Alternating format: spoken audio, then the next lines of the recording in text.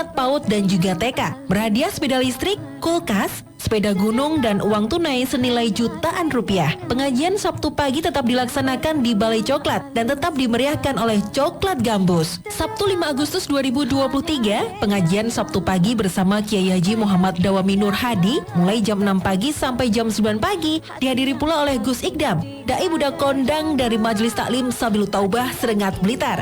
Sabtu 19 Agustus 2023, pengajian Sabtu pagi bersama Kiai Haji Muhammad Dawami Nur Hadi dan jamaah Majelis Zikir Maulidur Rasul Al-Hidmah sebanyak 20.000 jamaah.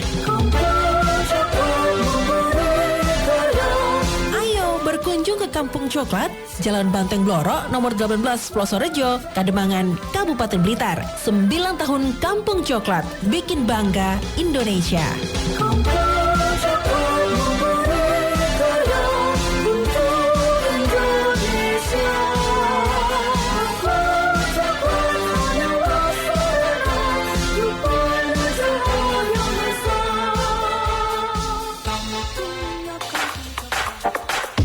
Perhelatan pameran internasional dan forum teknologi komprehensif di bidang peternakan, pertanian, dan perikanan 2023 kembali hadir di Surabaya.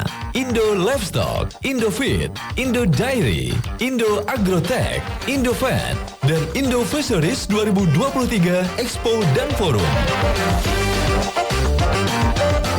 Menghadirkan 300 peserta dari 25 negara, memamerkan berbagai inovasi teknologi industri di sektor peternakan, pakan ternak, pengolahan susu, agrikultur, kesehatan hewan, alat-alat kedokteran hewan, dan aquaculture yang dapat dihadiri oleh pengunjung profesional, syarat dan ketentuan berlaku.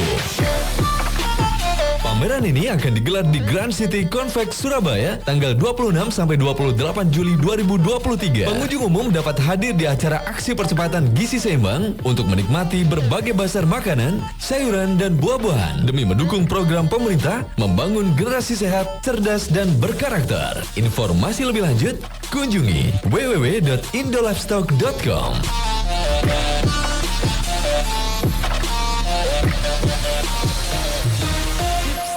Tips-tips seru 87,6. Radio Persada FM, media informasi dan hiburan keluarga Anda. Mitra Wasada, selamat siang ya. Terima kasih banyak. Hari ini Mitra Wasada di hari ke-26 bulan Juli 2023. Senang sekali Mitra Wasada, saya masih menemani aktivitas siang Anda hari ini. Dan setiap hari Rabu ya Mitra Wasada, Radio Persada FM bersama dengan instansi ataupun OPD di Kabupaten Blitar, Mitra Wasada, kita hadirkan topik-topik menarik yang mungkin jadi perbincangan ya di tengah masyarakat. Dan Mitra Wasada, hari ini Rabu 26 Juli 2023, hari ini kita bersama dengan teman-teman dari Bakes Bangpol Kabupaten Blitar. Nah, jadi ada satu hal ya Mitra Wasada yang mungkin menarik ya untuk kita kupas ya atau kita bahas. Ini terkait dengan netralitas ASN dalam pemilu 2024. Dan Mitra Wasada mendekati tahun politik ya atau tahun pemilihan umum tahun 2023. Netralitas ASN ya atau aparatur sipil negara ini kembali tentunya menjadi sorotan publik. Jadi asas netralitas seorang ASN ini harus diwujudkan. Jadi bebas dari segala bentuk pengaruh ya manapun dan tidak memihak pada kepentingan siapapun. Nah, Mitra Wasada, jadi untuk lebih jelas lagi, jadi sebenarnya aturan soal netralitas ASN itu apakah sudah ada dasar hukumnya atau bagaimana? Termasuk juga jika ada temuan aparatur sipil negara atau ASN ya atau PNS yang terbukti melanggar soal netralitas itu, apakah ada sanksi atau seperti apa? Oke, sudah hadir Mitra Wasada di Radio Persada FM. Ini saya sapa terlebih dahulu teman-teman dari Bakes Bangpol Kabupaten Blitar. Yang pertama ada Pak Slamet Susanto SH MSI. Beliau ini selaku bagian analisis kebijakan ahli muda bidang politik dalam negeri. Saya sapa terlebih dahulu. Selamat siang Pak Slamet Susanto. Selamat siang Mas Oza. Sehat ya Pak Slamet? Alhamdulillah. Hari ini? Alhamdulillah. Dulu kita sering ketemu ya Pak Slamet ya. Siap. Waktu jenengan masih di BNN ya, di BNK ya dulu ya. BNN Kabupaten Blitar. BNN Kabupaten Blitar. Sekarang beliau bertugas di Bakes Bangpol Ya, nih Pak. sudah kembali ke induk, ke Pemda. Ya. Oke. Dulu diperbantukan ya. Oh, dulu diperbantukan ya di Siap. BNN Kabupaten dulu ya. Siap. Oke, terima kasih untuk waktunya Pak Slamet Susanto hadir di Radio Persada FM. Dan juga ada Pak Ahmad Nawawi SKM. Ini beliau selaku Kasubag Umum dan juga Kepegawaian dari Bakes Bangpol Kabupaten Blitar. Selamat siang. Assalamualaikum warahmatullahi wabarakatuh Pak Nawawi. Waalaikumsalam warahmatullahi wabarakatuh. Selamat siang Mas Uza. Sehat ya Pak Nawawi? Alhamdulillah Mas Uza. Alhamdulillah. Oke Pak Nawawi dan juga Pak Slamet, kita ganggu waktunya. Biasanya kalau jam-jam segini jam istirahat ya Pak ya. Jam-jam 12 itu biasanya. Tapi kita hadirkan dulu ya di Radio Persada FM. Siap. Kita ngobrol santai saja Pak hari ini. Seperti biasa dari setiap hari Rabu kita undang teman-teman dari OPD atau dari dinas. Kita bahas topik-topik yang jadi perbincangan di tengah masyarakat. Nah kali ini kita akan bahas ini soal netralitas aparatur sipil negara dalam pemilu 2024. Nah ini mungkin mengawali dulu Pak, saya ke Pak Slamet dulu ya, nanti bisa saling mengisi Pak Nawawi. Jadi terkait dengan giat pemilu 2024 yang tinggal hitungan bulan ya Pak ya, ini cepat banget sih sebenarnya. Nah ini nanti tahun 2024 itu tepatnya untuk pelaksanaan pemilu, pilkada, pileg itu kapan Pak? Monggo Pak Slamet. Ya, terima kasih Mas Oza. Jadi untuk pelaksanaan pemilu itu sesuai dengan peraturan Komisi Pemilihan Umum nomor 3 tahun 2022 tentang tahapan dan jadwal penyelenggaraan pemilu. Maka pemungutan suara ini dilaksanakan pada hari Rabu tanggal 14 Februari tahun 2024. Oke. Pemilu itu Rabu 14 Februari ya Pak ya. Tentunya persiapannya juga cukup panjang dan kami selaku di Bakes Bangpol yang kebetulan juga mempunyai tugas dan tupoksi untuk pemerintahan umum. Ini kami mendukung sepenuhnya terhadap pelaksanaan pemilu tersebut. Tentu dengan kewajiban kami selaku Bakes Bangpol dan Pemda umumnya ini sesuai dengan Undang-Undang Pemilu. Undang-Undang nomor 7 tahun 2017 itu bahwa Pemda ini berkewajiban untuk mendukung dengan memberikan fasilitasi berupa apa ya, berupa seluruh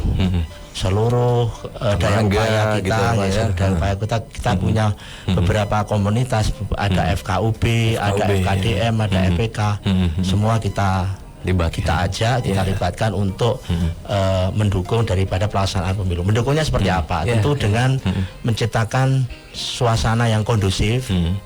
Kita menyongsong bersama pelaksanaan pemilu itu tentu dengan menjaga kondusivitas daerah dan juga kita ajak berpartisipasi semaksimal mungkin sehingga pemilu nanti menjadi pemilu yang sangat partisipatif. Betul.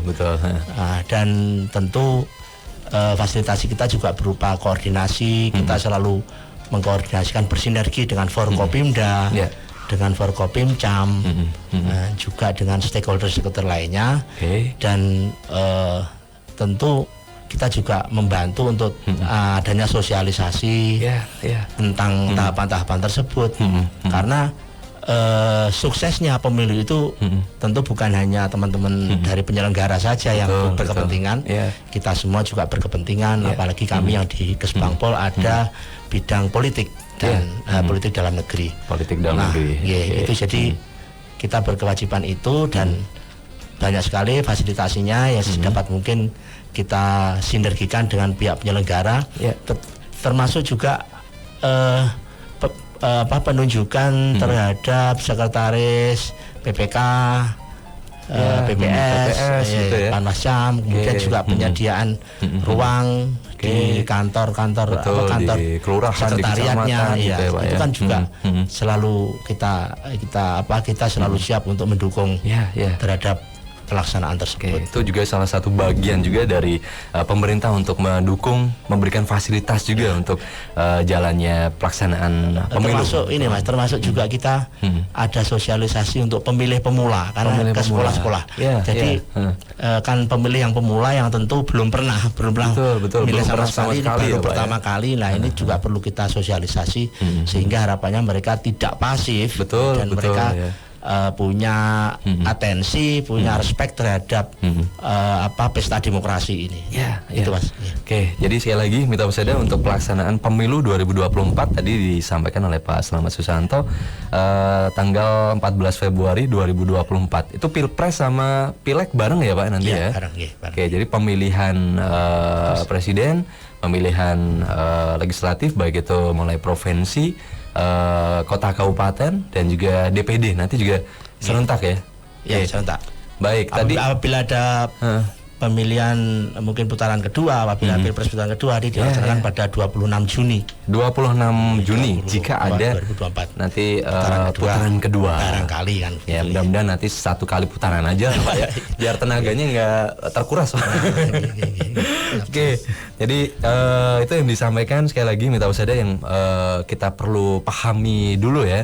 Jadi pelaksanaan pemilu 2024 itu nanti tanggal 14 Februari 2024. Jadi kalau mungkin kita banyak mendapat informasi-informasi bahwa pemilu akan diundur, itu nggak benar ya. Saya ke Pak Nawawi dulu atau Pak, monggo Pak Slamet dulu. Jadi kita memedomani dari apa yang sudah menjadi dasar regulasi yang ada. Kita ya itu tadi seperti yang saya sampaikan karena jadwal itu di peraturan KPU juga sudah terbit, sudah diundangkan dan itu tentu menjadi pedoman kita bersama. Baik. Dan nanti pun kalau ada beberapa perubahan jadwal pun nanti juga secepatnya akan, kalau ada ya Pak, kalau ada nanti secepat mungkin juga akan disosialisasikan juga yang pasti. Ya, tentunya kita mendasarkan diri pada yang sudah ada nih Pak. Tapi yang jelas keputusan dari pemerintah untuk pelaksanaan tidak berubah ya, dari Rabu 14 Februari 2024. Itu untuk pemilu 2024. Untuk pilkadanya Pak, itu apakah juga sudah ada informasi jadwal resmi? Itu di akhir 2024 ya, tapi saya tepatnya saya agak lupa gitu, tapi tentu setelah Pileg dan Pilpres ini baru pilkada kalau tidak salah di bulan September atau September ya. September akhir tahun 2024. Tapi itu masih panjang. Kita fokusnya ke pemilu dulu ya Pak ya, berarti ya pemilu 2024 yang dilaksanakan 14 Februari 2024. Nah jadi kita udah paham nih Mitra Pesada, pelaksanaan ini nanti akan serentak se-Indonesia dan mudah-mudahan ini masyarakat juga sudah paham juga untuk pelaksanaan. Persiapan dari pemerintah Pak Slamet atau Pak Nawawi monggo saling menambahkan persiapan dari Pemkab Blitar atau pemerintah daerah sejauh ini untuk menuju ke Februari 2024 bagaimana Pak sampai hari ini? Bagaimana? Kita mengikuti selalu agenda-agenda yang tentu kita selalu kita komunikasikan, kita sinergikan dengan pihak penyelenggara dalam hal ini teman-teman di Komisi Pemilihan Umum Kabupaten Blitar, di KPU Kabupaten Blitar, dan tentu juga tidak lupa juga dari unsur Bawaslu juga di Kabupaten Blitar. Kita selalu komunikasi. Jadi setiap tahapan-tahapan yang ada yang perlu kita fasilitasi dan kita mampu untuk memberikan fasilitasi selalu kita support. Seperti kemarin juga ada kirap pemilu ya Pak. Kirap pemilu yang mulai dari Aceh juga sampai ke Papua dan berakhir di Jakarta. Itu kita juga selama 1 minggu kita terus kita ikuti sampai di lapangan sampai malam-malam ya kita, karena bagaimanapun juga Pemda dalam ini Bages Bangpol ini kan menjadi bagian penting juga Pak ya. Selalu mensupport dari kita punya kepentingan untuk pemilu itu sukses dan pesta demokrasi itu bisa berjalan dengan aman dan dapat menghasilkan hasil yang maksimal Yang dan maksimal. legitimate. Saya kira itu kepentingan kita bersama. Ya, jadi artinya sejauh ini koordinasi dengan stakeholder, baik itu KPU, Bawaslu, dan juga teman-teman sejauh ini juga masih berlangsung terus ya Pak ya. Dan selalu kita mendayagunakan semua saluran yang ada di kami, misalnya medsos kita, medsosnya Kesbangpol, itu kita juga selalu katakanlah mengiklankan, mempromosikan sosialisasi terhadap pelaksanaan, termasuk tahapan-tahapan dan sebagainya. Dan kita selalu mengajak kepada seluruh masyarakat untuk bersemangat dan ikut handar beni terhadap kegiatan ini. Jadi ikut memiliki lah. Kalau handar beni nanti saya takutnya Mas Usa nggak pahamin. Jadi kita punya kepentingan yang sama terhadap suksesnya pemilu ini, dan tentu kami di Bagas Bangpol selalu mengajak bersinergi kepada semua, karena di Bagas Bangpol juga mengampu tentang Orpol, Ormas, betul. dan ormas-ormas banyak sekali ormas, dan setiap kesempatan kita selalu libatkan juga ya untuk itu, dan termasuk juga pembumian nilai-nilai Pancasila yang mungkin masih perlu kita tingkatkan lagi. Karena itu juga merupakan hal yang harus selalu kita gaungkan, sehingga suasana yang kondusif sekali lagi itu dapat menjadikan pemilu ini sesuatu yang menggembirakan, sesuatu yang memang bisa menjadi sarana integrasi bangsa. Baik, Mitra Wasada, sekali lagi siang hari ini saya masih bersama dengan Pak Slamet Susanto, SH, MSI, dan juga Pak Ahmad Nawawi, ini dari Bagas Bangpol Kabupaten Blitar. Tadi sudah disampaikan ya Mitra Wasada terkait dengan pelaksanaan pemilu 2024, dan mudah-mudahan mulai dari sekarang kita juga terus menginformasikan ya kepada masyarakat terkait dengan jadwal tersebut, dan mudah-mudahan nanti pada saat pelaksanaan dan juga pasca pencoblosan pun juga bisa berjalan dengan lancar, aman. Itu tujuan kita semuanya ya Pak Slamet ya. Amin, betul. Dan untuk pemilu sendiri atau pemilihan entah itu pilpres, entah itu pilihan legislatif atau pilihan partai, itu sebenarnya bagi sebagian besar masyarakat mungkin masih apa sih manfaat pemilu untuk saya. Nah itu Pak, untuk memberikan edukasi seperti itu bagaimana Pak? Monggo Pak Slamet, monggo Pak Slamet lagi. Ya, nanti mungkin teman kita bisa menambahkan gitu. Jadi memang mungkin sebagian dari masyarakat itu masih belum ngeh gitu ya. Betul. Tapi memang sikap apatis gitu ya Pak ya. Ya itu yang berusaha kita minimalisir, karena bagaimanapun juga kita tahu pemilu adalah sebagai amanah dari Undang-Undang Dasar, dan juga ini merupakan hak konstitusional dari warga negara, dan tentu pemilu ini merupakan sarana yang legal dan untuk terhadap pergantian calon-calon wakil rakyat, kemudian calon wakil dari daerah, kemudian pimpinan negara sampai ke pimpinan daerah. Ini adalah proses pergantian yang legal formal, yang legitimate, yang memang itu dijamin secara konstitusional. Ini tentu kita tidak mengharapkan terjadi pergantian yang di luar itu. Karena kalau di luar itu berarti tidak legitimate, kan begitu. Tidak diakui. Nah, kita tentu menjaga konstitusional dan mekanisme yang legal ini tentu menjadi kepentingan kita bersama. Betul. Jadi artinya kalau kita benar-benar peduli ya sama negara kita, ya saatnya kita memilih pemimpin atau memilih calon-calon yang benar-benar sesuai ini ya Pak ya, sesuai apa yang kita harapkan. Nah, dan semua warga negara itu tadi kan saya sampaikan punya hak konstitusional dan punya pilihan. Nah, pilihan ini kan tentu kalau kita tunaikan hak pilih kita itu tentu akan mewarnai dan akan menjadikan termasuk membuat arah kebijakan yang tentu akan berimplikasi terhadap nasib bangsa, nasib daerah, nasib negara.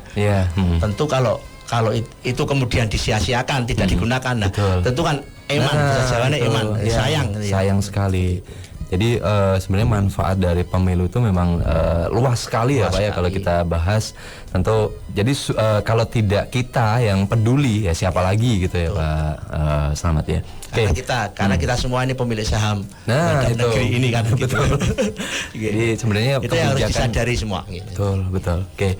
Nah ini saya geser dulu ke Pak Nawawi. Ini selaku Kasubag Umum dan juga kepegawaian. Nah ini mungkin banyak di antara kita ya Pak ya masyarakat mungkin mohon maaf mungkin masih cukup awam juga soal sebenarnya boleh nggak sih atau siapa saja sih yang boleh milih Pak? ASN termasuk salah satu yang bagian dari aparatur sipil negara yang boleh atau yang tidak boleh. Pak Nawawi monggo Pak Nawawi. Ya, terima kasih Mas Soja. ASN itu adalah salah satu bagian daripada masyarakat kita ya. Betul, tentunya ASN juga punya kepentingan untuk menentukan calon pemimpinnya. Sehingga dalam hal ini ASN sesuai dengan Undang-Undang ASN nomor 5 tahun 2014 ini memang diperkenankan untuk memilih. Diperkenankan untuk memilih ya? Boleh, boleh untuk memilih. Namun untuk seorang ASN ini dilarang atau kita harus melakukan kegiatan-kegiatan yang netral sehingga kita tidak boleh untuk memihak pada salah satu baik itu paslon maupun calon ya kemudian itu memang kita tidak diperkenankan karena memang supaya betul-betul asas netralitas yang kita sepakati bersama di dalam undang-undang ASN itu tentu mesti harus kita buktikan dengan kegiatan-kegiatan yang real begitu kira-kira Mas Oza. Jadi sebenarnya ASN itu sama dengan warga seperti biasa ini ya Pak Nawawi ya. Dan bedanya mungkin kalau ASN ya itu mungkin tidak boleh langsung masuk ke politik praktis ya Pak Nawawi ya. Betul ya Pak ya? Ya betul Mas Isa. Jadi ASN ini sesuai dengan Undang-Undang nomor 5 tahun 2014 ini memang kita dilarang untuk langsung masuk. Biasanya kita juga ada beberapa jenis-jenis kegiatan yang memang dilarang. Jadi contohnya kampanye atau sosialisasi di media sosial. Wah, ini kan dilarang ASN jadi itu. Terus melakukan foto bersama dengan calon atau calon itu juga tidak boleh. Terus menghadiri deklarasi pasangan itu juga tidak boleh. Atau menjadi pembicara atau narasumber. Nah ini kan memang lagi banyak undangan juga kan. Artinya untuk calon partai itu kan kita kadang-kadang juga diundang. Kalau memang itu bukan atas perintah pimpinan atau atasan langsung, kita tidak boleh mendatangi itu. Itu termasuk pelanggaran yang sangat berat ya Pak ya, untuk menjadi narasumber dalam kepartian itu salah satunya begitu Mas. Dan apalagi sekarang teknologi juga semakin canggih juga Pak ya. Tadi disampaikan Pak Nawawi bahwa seorang ASN tidak boleh foto bareng sama pasangan sama bakal calon atau calon pemimpin. Nah nanti kalau ketahuan gimana Pak? Ini kan eranya juga kita nggak bisa memungkiri juga teknologi juga sangat canggih banget. Kita nggak sengaja aja sih atau ada orang yang motret misalnya kita sama calon pemimpin calon atau bakal calon itu bagaimana nanti untuk efeknya Pak Slamet dulu monggo. Sebelum saya jawab itu Mas Oza, saya tadi punya hutang itu pilkada tadi. Saya baru ingat ini untuk pilkada serentak itu nanti di bulan November ya Pak 2024. Tapi untuk tanggalnya memang ini belum fix karena memang peraturan KPU terkait itu juga belum terbit. Jadi, tapi sudah ada kepastian bahwa itu di bulan November. Baik. Jadi saya baru ingat. Kemudian untuk terkait dengan tadi barangkali ada ASN yang kebetulan nggak sengaja nih Pak misalnya. Nggak sengaja ya. Jadi gini dulu prosesnya itu untuk masalah netralitas ini juga tidak kemudian serta-merta. Jadi ini ada proses. Ada prosesnya. Jadi ketika nanti ada semacam temuan atau laporan itu nanti juga kemudian akan ada kajian dulu. Setelah itu juga ada pemeriksaan. Nah, ada kajian, ada pemeriksaan, dan itu juga melibatkan berbagai unsur yang terkait juga. Sehingga nanti itu bisa kemudian menjadi rekomendasi diajukan kepada pihak yang berwenang menghukum. Itu sudah lengkap sekali untuk BAP-nya sudah lengkap. Jadi apabila kemudian tentu sebuah tindakan itu bisa didefinisikan setelah ada pemeriksaan dan kajian seperti itu. Jadi itu juga untuk mungkin menghindari fitnah dan sebagainya. Jadi kita insya Allah bisa objektif, seobjektif mungkin bahwa bila memang itu merupakan sebuah tindakan yang salah menurut undang-undang, tentu juga konsekuensinya tentu ada konsekuensinya seperti itu. Oke, jadi itu mulai berlaku mulai kapan, Pak? Misalnya ASN nggak boleh misalnya deket-deket nih sama misalnya kita udah baca ada beberapa calon-calon misalnya, calon legislatif misalnya. Itu mulai berlaku mulai kapan? Nah, kalau di dalam PP 94 itu dalam panduan dari peraturan atau regulasi itu bahwa memang bisa sebelum, bisa bisa pada waktu sebelum kampanye, sesudah kampanye, pada saat kampanye mau sebelum, kemudian pada saat kampanye maupun sesudah. Jadi proses itu tidak dibatasi waktu, itu dan itu tadi sekali lagi memang itu nanti untuk bisa menjadi sebuah sebuah tindakan pemberian hukuman peringatan itu misalnya. Ya pasti ada tahapan-tahapan seperti yang saya sampaikan tadi. Iya. Oke. Dan ini Pak Slamet atau Pak Nawawi, sejauh ini untuk sosialisasi ke teman-teman ASN atau ke teman-teman PNS apakah juga sudah dimaksimalkan atau sekarang masih belum ada atau bagaimana Pak?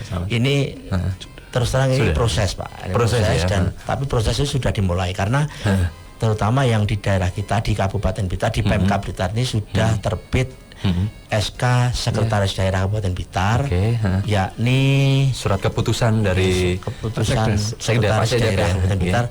Saya bacakan ya nomornya, nomor titik 2 B/180.00/449.1.2 /KPTS/Sekda/2023 tentang tim pengawasan netralitas pegawai aparatur sipil negara atau ASN dalam penyelenggaraan pemilihan umum dan pemilihan di lingkungan pemerintah Kabupaten Blitar. Dan ini tentu dengan terbentuknya tim ini tentu akan ada kegiatan-kegiatan terkait dengan sosialisasi dan juga tentu tim ini karena beranggotakan ini diketuai oleh Pak Sekda dan kemudian anggota sekretarisnya adalah kepala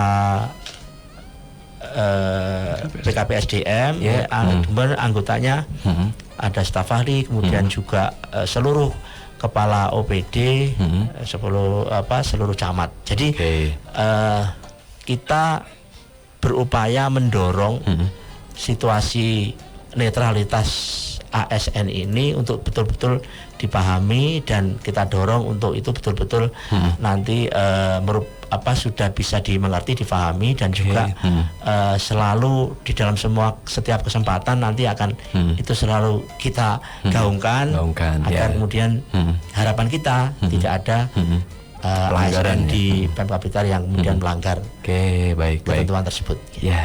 Oke, ini saya baca dulu beberapa pertanyaan Pak ya yang sudah masuk di WhatsApp Radio Persada FM. Terima kasih untuk Anda masyarakat di Blitar Raya. Anda bisa gabung ya bersama kami, nomor WA kita 082-140-112-112. Oke, ini ada Pak Basir dari Kademangan.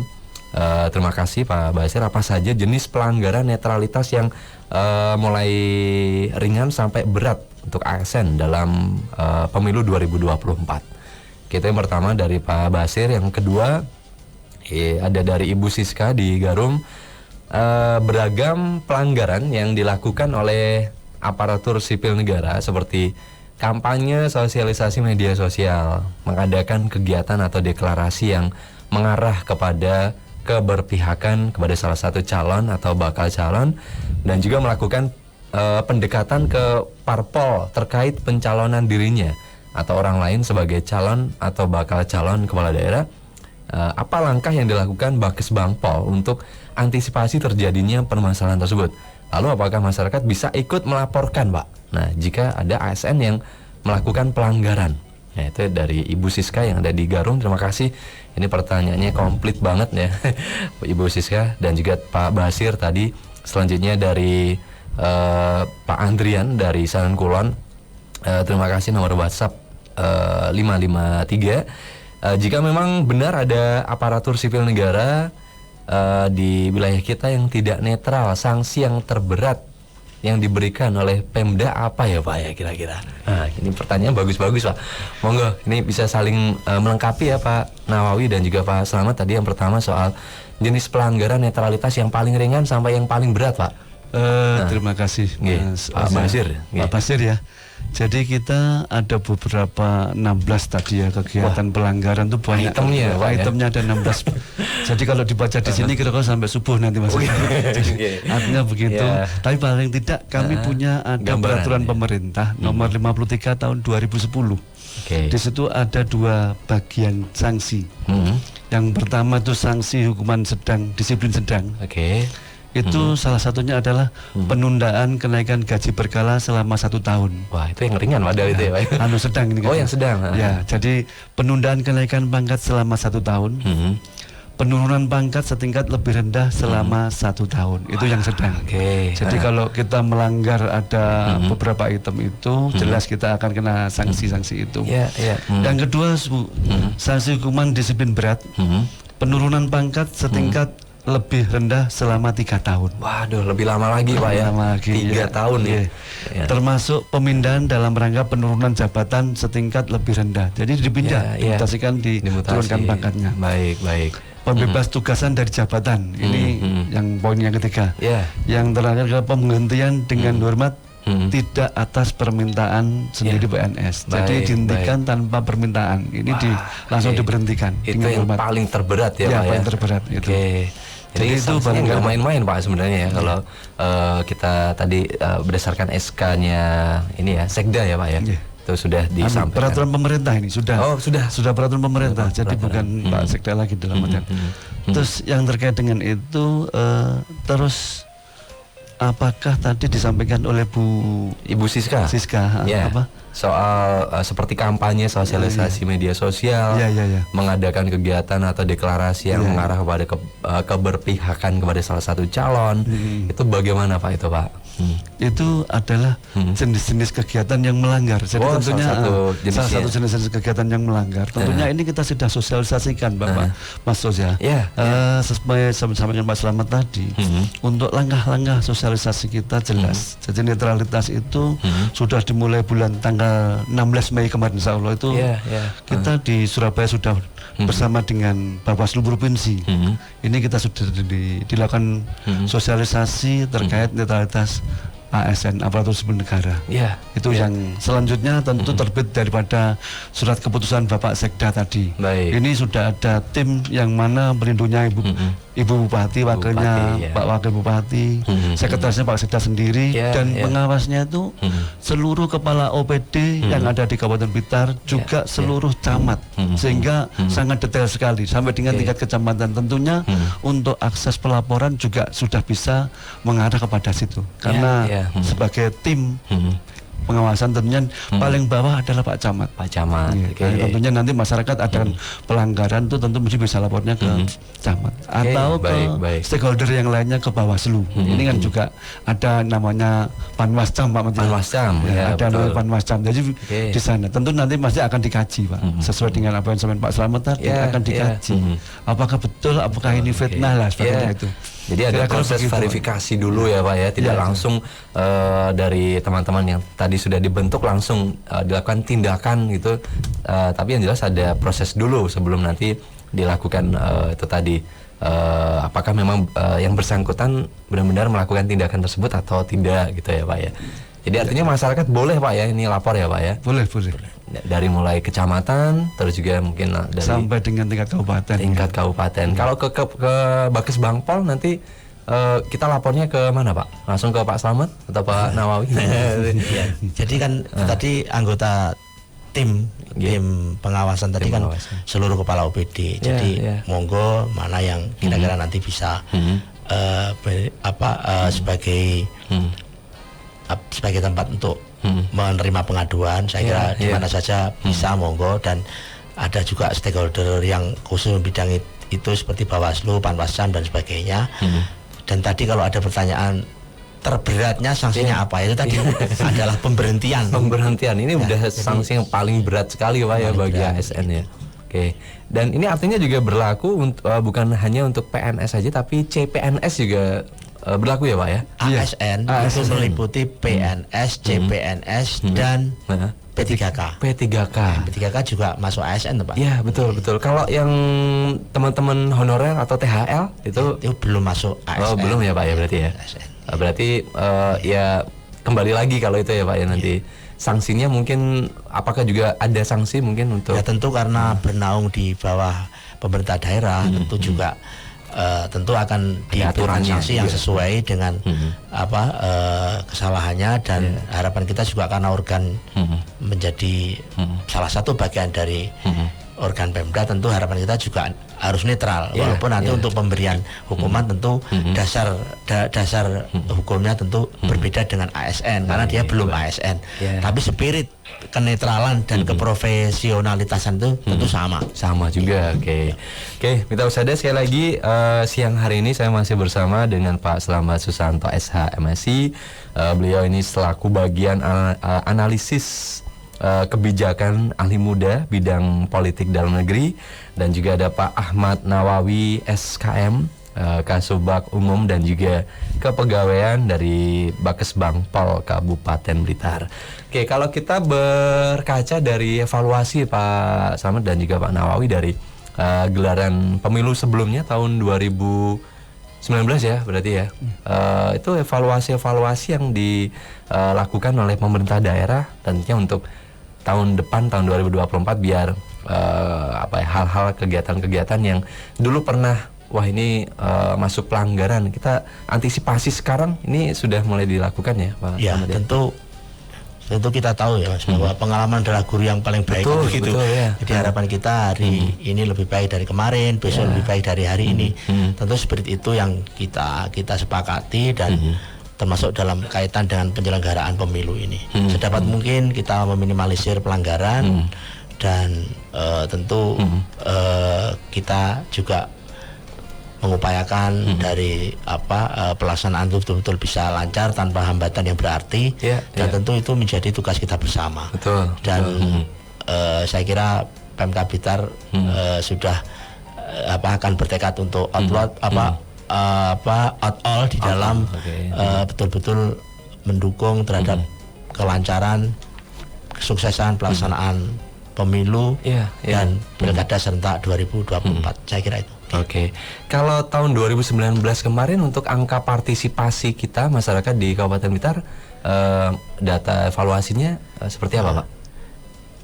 Mungkin kalau saya pikir cukup baik. Cuman saya di atas 50% atau di bawah 50%? Di atas ya 50% ya. Oke, artinya target. Tapi kebetulan saya belum di Kesbang Mas. Jadi kita belum.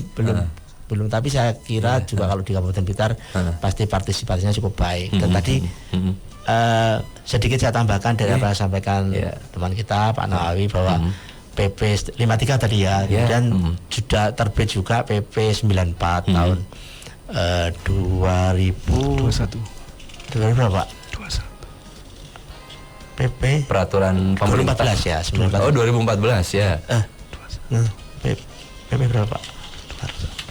Terkait dengan ini ya Pak? Terkait dengan disiplin PNS. Oh ya. Gitu. Nah ini PP 94 2021 ya, ini yang terbaru. Jadi memang yang hukuman sedang dan berat, yang sedang tadi memang kalau mengacu PP 53 seperti yang disampaikan Pak Nawawi. Namun untuk PP yang 94 ini yang 2021 ini agak beda untuk penerapan hukuman sedang, karena ini adalah pengurangan tunjangan kinerja. Tapi tentu ini tunjangan kinerja ini kalaupun memang sudah penerapan secara sah ada tunjangan kinerja, tentu itu sanksinya adalah pemotongan tunjangan kinerja. Namun kalau memang belum bisa dilaksanakan karena kan tiap daerah tidak sama. Itu tetap mengacu pada peraturan sebelumnya yaitu PP 53 hukuman tingkat sedang seperti tadi yang disampaikan oleh Pak Nawawi. Saya tambahkan itu aja. Jadi sekali lagi untuk tadi disampaikan beberapa jenis-jenis pelanggaran ya tadi yang sudah disampaikan Pak Slamet dan juga Pak Nawawi. Sebenarnya banyak itemnya tadi ada sekitar 16 item ya. Tapi secara garis besar jenis pelanggarannya itu mulai dari yang sedang ya, yang paling ringan sampai yang terberat.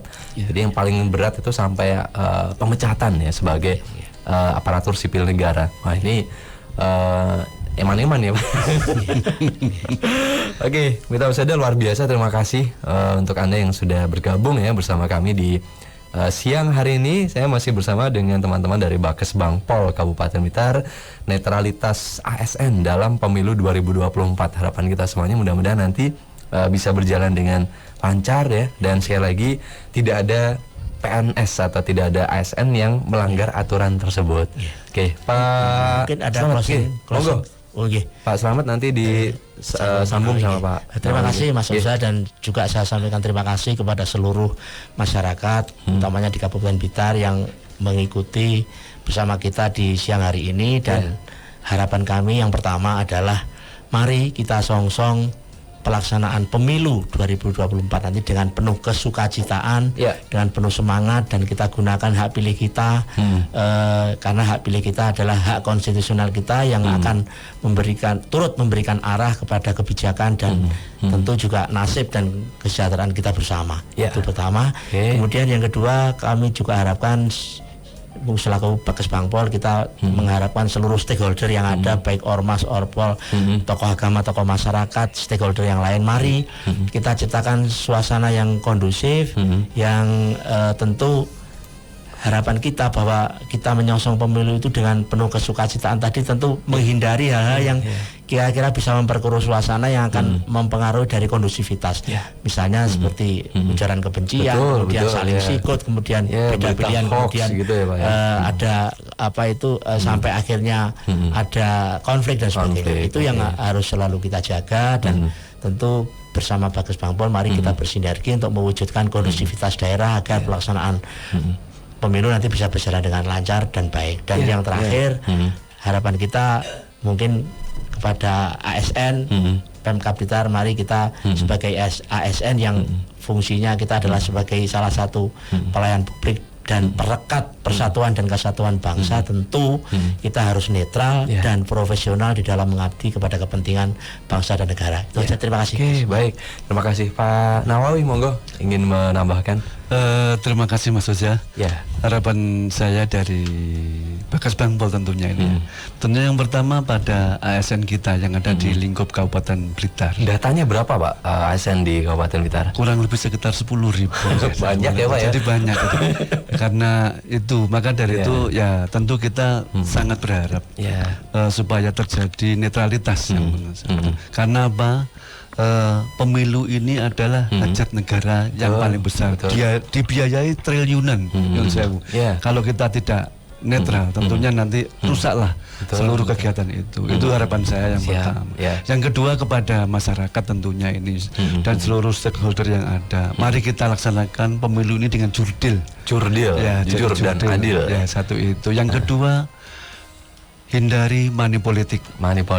Kita hindari itu juga, hindari black campaign. Jadi jangan sampai kita melakukan kampanye hitam, baik itu di mana saja, baik itu di secara langsung maupun secara media. Ini karena memang kita ada beberapa undang-undang yang mengatur terkait hal itu. Tentu nanti kita tidak ingin semua itu bermasalah. Karena kita semua mempunyai sama-sama untuk negara ini. Itu harapan kami. Terima kasih Mas Oza. Oke, luar biasa. Terima kasih Pak Slamet Susanto, SH MSI, dan juga Pak Ahmad Nawawi, SKM dari Bakes Bangpol Kabupaten Blitar.